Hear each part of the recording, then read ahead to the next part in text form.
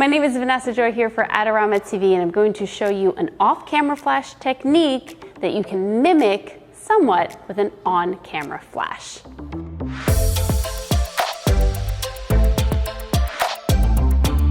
If you like photography, video, or even music, make sure that you ring the bell when you hit subscribe here at Adorama. We have a lot coming. So we're in the gorgeous Shadowbrook, which is a brand new place for weddings right here in New Jersey. And we want to show off this gorgeous hallway. They call it the Arcade. And we have Juliana here. And I do have both an on and off camera flash. So what I want to do is show you how I would prefer to shoot this with an off camera flash. But if you're not familiar with it, or you just can't do off camera flash for whatever reason, I want to give you a second option. So it'll be fun to look at the two of them, compare, and be able to do whichever one suits your shoot best. First, we're going to work with off-camera flash. I'm shooting with the Canon EOS R5 and a Profoto B10. I've got the 24-105 lens, which goes as low as f4, so that's where I'm shooting. I'm set at ISO 500. My shutter speed is at 80. It's a little bit low, but I want a lot of the ambient light here. We're actually mixing daylight and tungsten, which is everybody's favorite thing to do. So we have a lot of colors happening here. I know the client wants, the hall by the way, that they want this shown as more of like a bright, vibrant type feel, light and airy, if you will, and definitely a lot of white. So that's what we're going for as far as the coloring. I've got a light hidden in this little alcove here. This is the Profoto B10 with a 2-foot Octa softbox on it. I have it pointed kind of up really because I wanted to light more of the bride's face, Juliana's face, versus the floor, and these are a lot of shiny surfaces. I don't want a lot of reflecting going on, so that's where I have that positioned. Let's take a shot with this first so you can see what it looks like, and then we'll mimic it with on-camera flash. So I have my settings f4, 500 ISO, and 80th of a second. I've got this on TTL so it can determine the amount of light that should be coming out of that that's appropriate for this scene. So let's go ahead and take a test shot first and then see what we've got.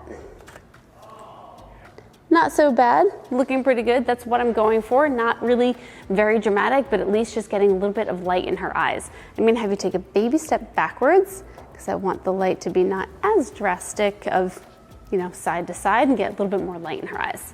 So let's play with that. It's like deadly quiet in here. There we go. That looks gorgeous. Nice, and then looking at me. Perfect. All right. So this is what it looks like with off-camera flash. Definitely a lot more controlled, definitely what I would prefer, but if you don't have this option, here's what you can do.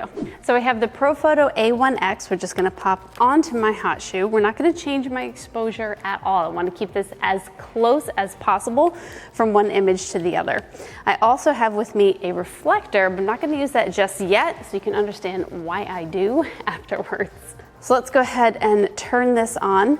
I have this set to TTL just like I did with the other light, but instead of it coming from one side, it's gonna bounce off all of this white that I have here. That might work, might not, might produce something different, but let's give that a try first. Let's take a test shot. All right, so let's take a couple shots. You're gonna do the exact same thing, kind of turn a little bit this way, that way, yep, and then let your head go back this direction. Beautiful. Gorgeous. All right, so this looks pretty good. In fact, arguably, this looks a little bit softer because I'm bouncing off a much larger light source. But the point of this video was not to create a larger light source, it was to create a similar look to on and off camera flash. So what do we have to do here? We have to get this flash to basically be the same size as the flash that we used off camera, which was a 2-foot Octa, about 10 feet away from our subject. So what we're gonna do, we're going to take this Lastolite Reflector and I'm going to bounce only into this reflector. So that's going to give us a little bit more similar of a shape as a 2-foot Octabox off camera. Let's give it a try. So to do this effectively, definitely need an assistant would be nice, but we don't have one today. So I'm just going to make sure that my camera angle is exactly where I need it to be when I hold up the flash. So I kind of take a look and test that and make sure we're about where we need to be. Nice. I think I like this option better. Let's just take a couple more. This looks great. Beautiful. Nice. Stay just like that while I zoom in my lens a whole bunch. Perfect. And then look at me. Love it. Good. Whew. Now that is going to make your hands shake just a little bit because it's pretty heavy of a system, but it's definitely a good option. So if you take a look at these photos here, there's very little difference between what we did off camera and what I did on. Now, there is a difference, of course, but this is a great option if you were in a room that was completely dark and you couldn't bounce flash off of the walls like we were able to. Instead, take your reflector.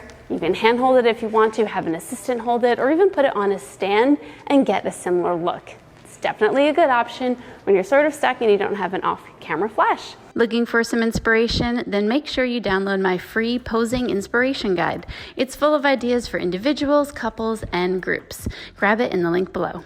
Well, I hope you enjoyed taking a look at everything, and one of these options might work well for you, especially if you're in the jam and stuck without an off-camera flash. My name is Vanessa Joy. Make sure you hit subscribe, ring the bell. That's the most important part. And of course, leave some love, and I'll see you next time. Bye.